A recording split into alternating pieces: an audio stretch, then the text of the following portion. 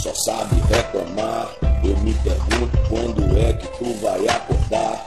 Você conhece alguém que se tornou refém? Então pergunte a ele antes de me criticar.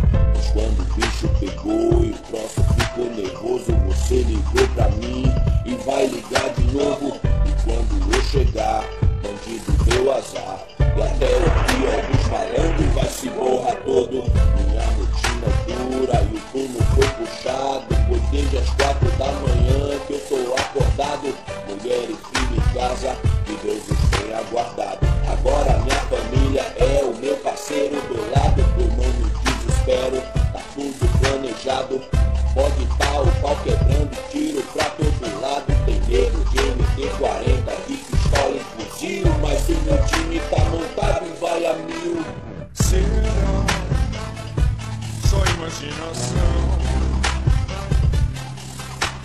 Será que nada vai acontecer? Será que é tudo isso em vão? Será que vamos conseguir vencer? Dizem que quando o céu tá cheio, os anjos andam na terra. Mas não são anjos comuns, esses são anjos de guerra. Que só entram na batalha pra ganhar. E que suam e sangram pra você poder respirar.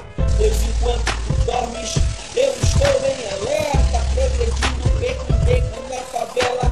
Disciplino, luz e som, controla a respiração. Faço isso como arte, faço mata-borrão. Não tenha raiva de mim, só faço o meu trabalho. Pois meu teto é de vidro, o jugo é pesado. Eu tenho alguns segundos pra decisão de tudo. Mas no ar-condicionado eu sou julgado. Aqui dentro do meu mundo tu não dá um sopro. É choro de criança, é latido de cachorro. Você não faz ideia, nem se eu te contar. Então respeite a polícia militar. Será só imaginação? Será que nada vai acontecer? Será que é tudo isso em vão? Será que vamos conseguir vencer? Preso no seu mundinho, só sabe reclamar. Eu me pergunto quando é que tu vai acordar. Você conhece alguém que se tornou refém? Então pergunte a ele antes de me criticar.